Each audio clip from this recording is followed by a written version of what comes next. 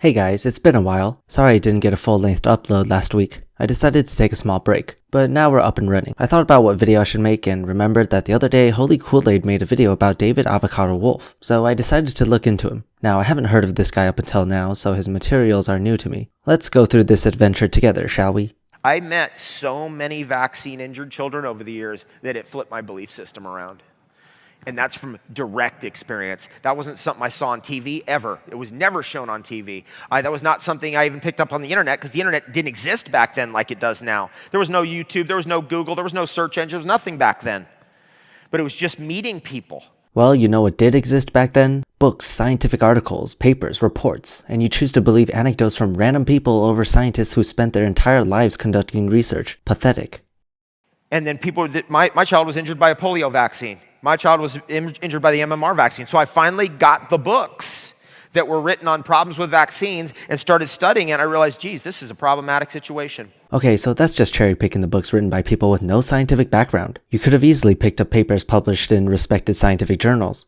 Is it possible that there are better techniques to stop infectious diseases than vaccines, but big corporations can't make any money off it, so you don't get to hear about it? I guess there possibly is a way to stop infectious diseases that is better than vaccines. Well, vaccines are already incredible at their job. It's really hard to beat. As for the money, well, companies make pretty much pennies from producing vaccines. Think about it. Vaccinations are best at preventing illnesses. Surely, in your eye at least, pharmaceutical companies and doctors would make more money by giving you expensive treatments instead of a $20 vaccination. I mean, if they wanted money, surely there are better ways than to give you a fucking free flu vaccine every goddamn year. You know, people against modern medicine are always saying the same thing. Oh, you doctors are only doing this and that and hiding a huge conspiracy to make billions of dollars. And it's all nonsense. Santa Claus has a higher chance of being real. Is it possible that doctors are educated in a certain way and not in other ways, so they're going to resist other ideas? You're killing me, man. That sounds like something someone who doesn't understand science would say. I mean, have you been to medical school? I know you've been to law school, but I don't think that gives you any credentials to talk about medicine. Medical students go through the most rigorous training. Years and years of work. It's tough. It's not easy. Saying that they're brainwashed in school is a direct insult. Fuck you in particular. You have no idea what medicine is about and you're lying to a crowd of delusional puppets and endangering the lives of others. People will die because of you. But of course, you don't see it. It's unbelievable. So I was in a Twitter war with this doctor. Are you serious? You got into an argument with a medical professional about medicine and you think you know better than him? Like, just fucking... And I was like, look, we could stop all infectious diseases tomorrow if everybody had an ozone system in their home. Because polio is passed along in contaminated warm water. Yes, unclean water, usually through feces contamination. But why are you using polio as an example to all infectious diseases? I know what you're about to say, how using ozone to clean water can kill off the polio virus, but there are plenty of airborne diseases, you know. I'll get to this in the next section. So if you were in Brooklyn in 1905 and there's a polio virus going around and your kid's bathing in that water down the street and they get contaminated with it and don't have a strong enough immune system, because most of us will fight it off, but not everybody, and your kid will get polio from the warm contaminated water. Well, most of the transmission of the virus occurs when the individual drinks the contaminated water, or eats contaminated food, or simply ingests saliva of an infected person. And this is easily done, such as not washing your hands after using the bathroom, wash your hands you pieces of shit, then perhaps preparing food for others. However, the virus cannot pass through the skin, meaning if you just touch the virus with your hands, you won't get infected. So by that logic, if you just bathe in contaminated water, you won't get infected until you actually drink it, which I guess is sort of inevitable, especially for children. But what the fuck, man? Why would anyone let their children go around bathing in random warm water down the street when a harmful virus is being spread around?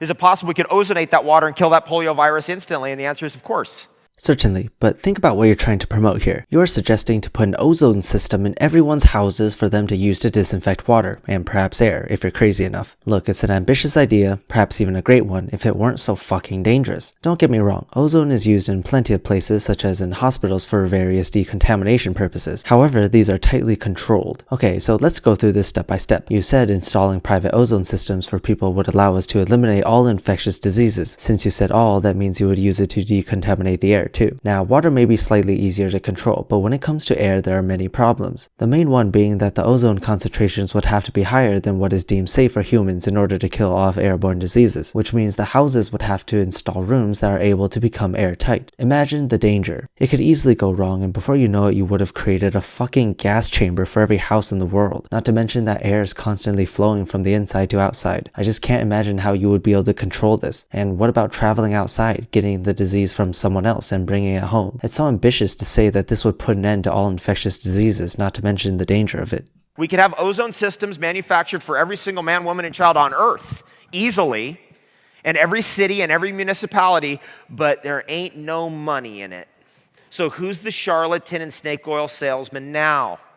I mean, surely there definitely is money in it. Whatever service you pay to install the ozone system is going to profit, wouldn't you think? I mean, surely there's more money to be made off this compared to the few bucks from vaccinations.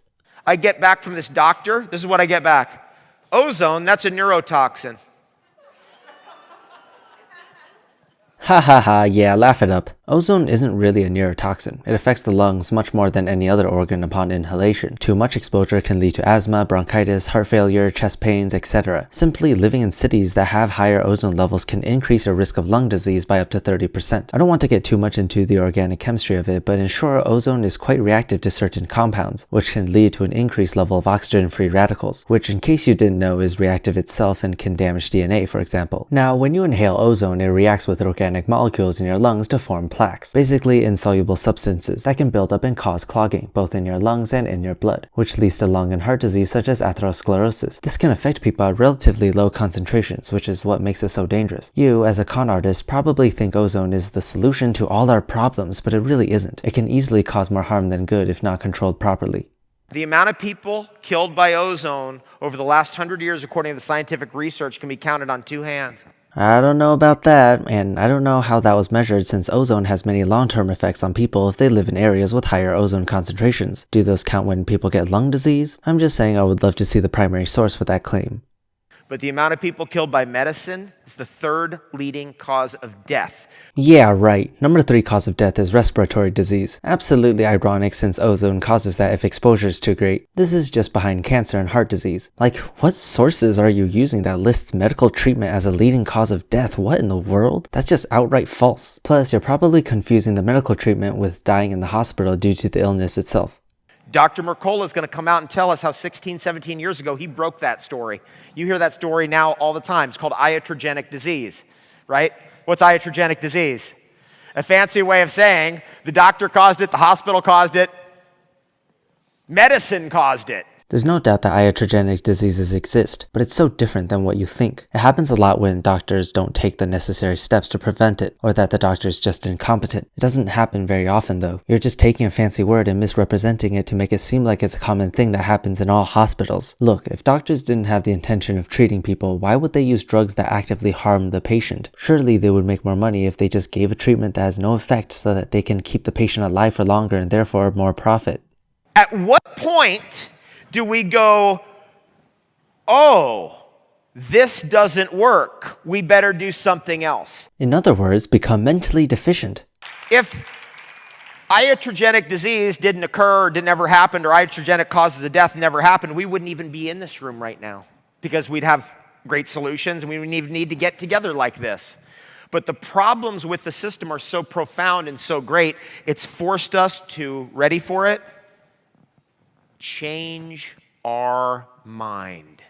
Perfect. While you guys are gathered here, come up with something that will actually work. Not something like install ozone systems for everyone. Get that nonsense out of here. Give us something of more value. We can test if it works, and if it does, we'll use it in hospitals. Happy? Oh wait, that's already being done. It's called research labs. Trust our heart. Ooh, well, that's gonna be hard after you destroy your heart with ozone inhalation. Anyway, that's it for this video. Subscribe, please. I need money for food. And while you're at it, follow me on Twitter. David Avocado Wolfe, man, you're a piece of work. It's people like you that hinder scientific progress. I don't hate you though, since you gave me content to make on my channel. Perhaps I'll come back to Wolfe here in the future. We'll see. Lots of things to talk about, so maybe not. Whatever, bye.